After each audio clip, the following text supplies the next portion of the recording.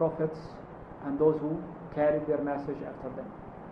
But let us start today with our first book, which is the book Thalathatul Usul. Okay, this book Thalathatul Usul is for the Imam Mohammed ibn Abd-Alwahhab al-Tamimi. Tamam. This Imam was born in the year 1115 after Hijrah, and he died in the year 1206 after Hijrah. What's so peculiar about Imam Ahmad, we need to understand what was the environment that he lived in. What was the situation of the Islamic Ummah nation in that time? If you look during his time, people were greatly indulged in shirk. You almost go to any village, you would find a dome built upon a grave, and it is worshipped beside Allah subhanahu wa ta'ala. It was spreading immensely all over the Islamic states. You go to Far East, you go to the Arabian Peninsula, you go to Africa, you go to Greater Syria and Iraq. These practices were growing big time. That people are deviating away from the true teachings of the Prophet Muhammad sallallahu alaihi wasallam. So that's why during his time he did a great renaissance to the life of the Muslim Ummah.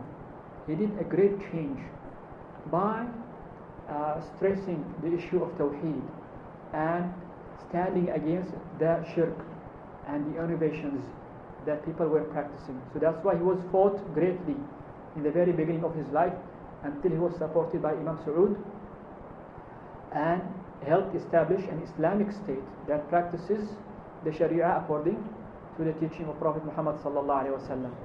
So this was his background, and this is how he wrote so many short books, especially stressing this issue.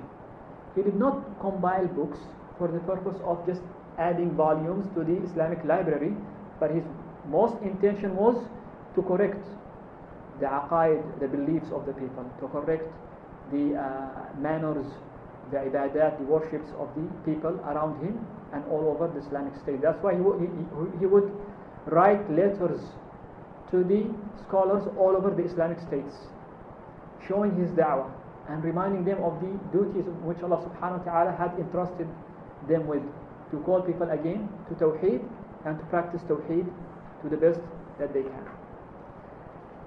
So this is one of his small books that he wrote, rahimahullah, and it was directed to the commoners. And many scholars after him used to teach these books to the commoners and to the students of the knowledge. In fact, there are students of knowledge who even went on and memorized the entire book because of the important material covered in his book, Thalathatul Usul. And you need also to be aware of the name of the book. The book of the name, many people misread it, and they say Al-Usul Al-Thalatha. Okay? This is another book for the Sheikh, by the way, smaller book called Al-Usul Al-Thalatha. But the most famous book that we see before the people, which it is printed and studied by many people, it's called Thalathatul Usul. Okay, Thalathatul Usul. Thalathatul Usuli wa Adillatuha, and its proofs.